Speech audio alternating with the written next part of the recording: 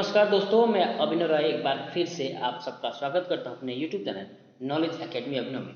और आज हम लोग फिर से एक बार करंट अफेयर्स के टॉप 10 क्वेश्चन देखने वाले हैं जो आपके एग्जाम से रिलेटेड है। महत्वपूर्ण प्रश्न है, सभी के सभी प्रश्न महत्वपूर्ण है, तो पूरा वीडियो देखिएगा, क्वेश्चन करने का प्रयास करिएगा कितना आप सटीक कर सकते हैं।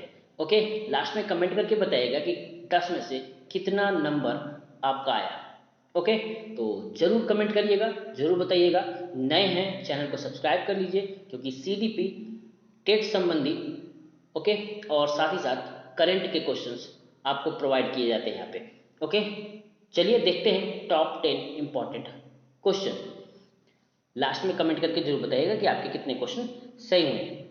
तो पहला क्वेश्चन है, राष्ट्रीय प्रतीक के जीवन के बारे में जागरूकता फैलाने के लिए शुरू किए गए कार्यक्रम का नाम क्या है। याद रखिए, राष्ट्रीय प्रतीकों के जीवन के बारे में जागरूकता फैलाने के लिए शुरू किया गया कार्यक्रम का नाम क्या है, जो अभी अभी बहुत फेमस हुआ है।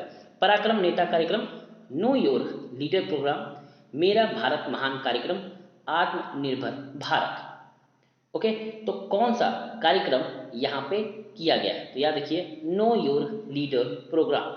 नो योर लीडर प्रोग्राम राष्ट्रीय प्रतीकों के जागरूकता के लिए ये बनाया गया। ओके, प्रधानमंत्री नरेंद्र मोदी जी नेताजी जयंती पर युवाओं के साथ बातचीत की, जिसे पराक्रम दिवस के रूप में जाना जाता है। पीएम मोदी ने अपने आवास पर नो योर लीडर कार्यक्रम के तहत चुने गए युवाओं से बातचीत की। नेताजी सुभाष चंद्र बोस के सम्मान में संसद में पुष्पांजलि समारोह में भाग लेने के लिए देश भर में 80 युवाओं का चयन किया गया, याद रखिएगा। और इसी समय से नो योर लीडर कार्यक्रम शुरू किया गया। ओके ओके, नेक्स्ट क्वेश्चन है, राष्ट्रीय पर्यटन दिवस 2023 किस राज्य में मनाया गया है। ओके, बड़ा ही इंपॉर्टेंट है, सिंपल सा क्वेश्चन है लेकिन बहुत इंपॉर्टेंट क्वेश्चन है। राष्ट्रीय पर्यटन दिवस 2023 किस राज्य में मनाया गया, नई दिल्ली में, केरल में, सिक्किम में या तेलंगाना में। ओके, तो राइट आंसर है तेलंगाना। कहाँ मनाया गया है, तेलंगाना में राष्ट्रीय पर्यटन दिवस 2023 मनाया गया है। नेक्स्ट, सर्वाइकल कैंसर वैक्सीन कार्वैक्स को भारत सरकार ने किस संस्था के साथ मिलकर विकसित किया है। याद रखिए, अभी बहुत सारे प्रचार भी आ रहे हैं इस पे लगातार हर एक चैनल पे। तो सर्वाइकल कैंसर वैक्सीन कार्वैक्स को भारत सरकार ने किस संस्था के साथ मिलकर विकसित किया है। भारत बायोटेक, सीरम संस्थान, doctor Reddy's lab, Biocon. Okay, तो किस संस्थान के साथ, तो याद रखिए यह है सीरम इंस्टीट्यूट, सीरम संस्थान के साथ सर्वाइकल कैंसर वैक्सीन कार्वैक्स को भारत सरकार की संस्था मिलकर विकसित की है। नेक्स्ट है, भारत ने हाल ही में किस देश के साथ द्विपक्षीय संबंधों को रणनीतिक साझेदारी तक बढ़ाने का फैसला किया है। किस देश के साथ, याद रखिए द्विपक्षीय संबंध को रणनीतिक साझेदारी तक बढ़ाने का फैसला किया है। मिस्र के साथ, संयुक्त अरब अमीरात के साथ, श्रीलंका के साथ या बांग्लादेश के साथ। किस देश के साथ अभी अभी हाल ही में द्विपक्षीय संबंध स्थापित किया है, आपने न्यूज में देखा भी होगा। तो किस देश के साथ, तो याद रखिए मिस्र यानी इजिप्ट के साथ इन्होंने स्टैब्लिश किया है द्विपक्षीय संबंध। नेक्स्ट है, इसमें हम लोग देख लेते हैं, प्रधानमंत्री नरेंद्र मोदी ने घोषणा की है कि भारत ने मिस्र के साथ द्विपक्षीय संबंधों का रणनीतिक साझेदारी बढ़ाने का फैसला किया है। भारत और मिस्र यानी इजिप्ट ने साइबर सुरक्षा, संस्कृति, सूचना प्रौद्योगिकी, युवा मामलों और प्रसारण के क्षेत्र में समझौता ज्ञापन यानी MOU का भी आदान प्रदान किया है। यानी इतने सारे और भी कॉन्सेप्ट है जो द्विपक्षीय जो संबंध है इसको बढ़ावा मिलेगा। भारत और मिस्र के बीच राजनयिक संबंधों की स्थापना के 75वें वर्ष के मील के पत्थर को चिन्हित करने के लिए यह स्मारक डाक टिकट, याद रखिएगा एक डाक टिकट भी आदान प्रदान किया जा रहा है। यानी मिस्र में हमारे देश का डाक टिकट चलेगा और वहाँ के चीज़ों के यहाँ पे डाक टिकट चलाया जाएगा। और याद रखिए ये 75वां जो वर्ष है, इस उपलब्धि की खासियत की वजह से हम लोग ये चीज़ जो है वो आदान प्रदान कर रहे हैं और ये द्विपक्षीय संबंध स्टैब्लिश किया, तो ये भी यहाँ से भी क्वेश्चन बन सकता है। ओके, चलिए नेक्स्ट है, किस केंद्रीय मंत्रालय ने टैक्स पेड ग्रीन बॉन्ड जारी किया है। याद रखिएगा टैक्स पेड ग्रीन बॉन्ड जारी करने का प्रस्ताव दिया है। ऊर्जा मंत्रालय, वित्त मंत्रालय, कॉर्पोरेट मामलों के मंत्रालय या आवास और शहरी मामलों के मंत्रालय। बहुत ही बेहतरीन क्वेश्चन है ये सब। किस केंद्रीय मंत्रालय ने टैक्स पेड ग्रीन बॉन्ड जारी करने का प्रस्ताव दिया है। ओके, तो वो है मिनिस्ट्री ऑफ पावर।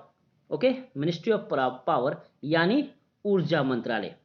याद रहेगा किस मंत्रालय ने टैक्स पेड ग्रीन बॉन्ड जारी किया है? तो ऊर्जा मंत्रालय, मिनिस्ट्री ऑफ पावर ने यह बॉन्ड जारी किया है। नेक्स्ट है रक्षा मंत्रालय किस मंत्रालय के सहयोग से वीर गाथा परियोजना, बहुत ही बेहतरीन परियोजना है, वीर गाथा परियोजना का आयोजन करता है? युवा मामलों के खेल मंत्रालय, शिक्षा मंत्रालय, कौशल विकास मंत्रालय और गृह मंत्रालय। ओके, तो ये क्वेश्चन मोस्ट इंपॉर्टेंट है, मोस्ट इंपॉर्टेंट है अगर आप शिक्षक भर्ती के लिए या शिक्षक के लिए आप पढ़ाई कर रहे हो वहां के लिए भी। तो रक्षा मंत्रालय किस मंत्रालय के सहयोग से वीर गाथा परियोजना लॉन्च किया है? तो याद रखिए शिक्षा मंत्रालय। Okay, ministry of education. Done. क्या है ये?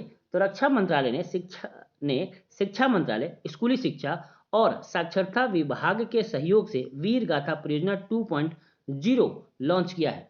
ओके, याद रहेगा किस कौन कौन से मंत्रालय है इसमें? रक्षा मंत्रालय, शिक्षा मंत्रालय, स्कूली शिक्षा और साक्षरता विभाग के सहयोग से वीर गाथा परियोजना 2.0 आयोजित किया है। परियोजना के तहत स्कूली छात्रों को वीरता पुरस्कार विजेता पर आधारित परियोजनाएं गतिविधियों को करने के लिए प्रेरित किया जा सकता है। वीर गाथा संस्करण 1 में पिछले साल 8 लाख छात्रों ने भाग लिया था, जबकि इस बार इसमें प्रविष्ट की संख्या है 19 लाख को पार कर गई है। ओके, तो याद रखिए बहुत ही बेहतरीन है वीर गाथा परियोजना, और इससे हम अपने आइडियल को और भी बेहतर तरीके से प्रेजेंट कर सकते हैं बच्चों के दिमाग में। ओके, तो ये वीर गाथा परियोजना है। नेक्स्ट है किस राज्य ने अगले वित्तीय वर्ष से बेरोजगार युवाओं को मासिक भत्ता देने की घोषणा कर दी है? किस राज्य ने, याद रखिएगा, वित्तीय वर्ष से बेरोजगार युवाओं को मासिक भत्ता देने की घोषणा कर दी है? गुजरात, असम, छत्तीसगढ़ या राजस्थान? कौन है ये? तो याद रखिएगा छत्तीसगढ़ सरकार ने ये जो भत्ता देने की घोषणा है वो किया है। Next, MeitY startup hub MSH ने एक्सआर स्टार्टअप प्रोग्राम के लिए किस कंपनी के साथ साझेदारी की है? ओके, अगर आप ध्यान से देखो तो हर चीज इसी के तहत आज आ रहा है भारत में, चाहे वो फेसबुक हो, चाहे वो व्हाट्सअप हो, चाहे वो इंस्टाग्राम हो, सब कुछ एक इसी कार्ड से स्टार्टअप प्रोग्राम के जरिए जुड़ गया है। तो कौन है ये? गूगल, IBM, मेटा या मास्टर कार्ड? ठीक, तो ये सब के सब क्या है? मेटा से जुड़ गए हैं। याद रखिएगा क्या है? मेटा। नेक्स्ट, फीफा ने किस टीम के खिलाफ आक्रामक खिलाड़ी कदाचार और विश्व कप में निष्पक्ष खेल के उल्लंघन के लिए एक अनुशासनात्मक मामला खोला है? ठीक, बहुत ही वर्ल्ड न्यूज में बहुत छाया हुआ था अपने समय में, सॉरी 1 से 2 महीने पहले की घटना है ये। तो बहुत ही आक्रामक तरीके से फीफा विश्व कप के इस खिलाड़ी की वजह से काफी न्यूज में आ गया था। तो कौन सा देश है वो? इंग्लैंड, मोरक्को, अर्जेंटीना या फ्रांस? तो कौन है ये? याद रखिए Argentina. Okay, next last question, top 10 question है, इंपॉर्टेंट क्वेश्चन आपके एग्जाम के पॉइंट ऑफ व्यू से। ठीक, लाइक या कमेंट जरूर करिए। ओके, विश्व आर्थिक मंच 2023 के बैठक का विषय क्या है? एक खंडित दुनिया में सहयोग, प्लेनेट पीपल पार्टनरशिप, समावेशी और सतत विकास, क्षेत्रीय व्यापार को बढ़ावा देना। विश्व आर्थिक मंच 2023 के बैठक का विषय क्या था? तो याद रखिए एक खंडित दुनिया में सहयोग विश्व आर्थिक मंच 2023 का विषय है। याद रखिएगा एक खंडित दुनिया में सहयोग, corporation in the fragmented world. Okay, विश्व आर्थिक मंच जहां हुआ वो जगह है दावोस, स्विट्जरलैंड। याद रखिएगा दावोस स्विट्जरलैंड में अपनी वार्षिक शिखर सम्मेलन के लिए जाना जाता है। अर्थशास्त्री क्लाउस स्वैब द्वारा स्थापित एक गैर सरकारी संगठन है। याद रखिएगा ये अर्थशास्त्री क्लाउस स्वैब द्वारा स्थापित एक गैर सरकारी संगठन है, बहुत ही डिमांडेबल संगठन बन चुका है आज के डेट में। यह विश्व आर्थिक मंच की थीम एक खंडित विश्व में सहयोग है। उद्योग और आंतरिक व्यापार संवर्धन विभाग DPIIT निवेश के अवसर, स्थिरता और समावेशी दृष्टिकोण पर ध्यान देने के साथ साथ 3 लाउंज के माध्यम से WEF में भारत की उपस्थिति को चिन्हित करता है। यानी इतने सारे पॉइंट ऑफ व्यू के साथ भारत वहां पे पार्टिसिपेट कर रहा है, तो काफी डिमांडेबल है और भारत एक अच्छा सहयोग राष्ट्र के रूप में वहां पे उभर के आया है। ओके, तो बेहतरीन क्वेश्चन है। अदर से भी कुछ इंफॉर्मेशन जो कि आपके लिए बहुत ही रिलेवेंट है वो मैं दिया हूं। कैसा लगा जरूर बताइएगा। लाइक कर लीजिए, कमेंट करिए और शेयर कर दीजिए किसी को भी जो एग्ज़ाम ओरिएंटेशन और करंट की के बारे में जानकारी लेना चाहते हैं उनके लिए भी। ओके, तो आज के लिए इतना ही। नमस्कार, धन्यवाद।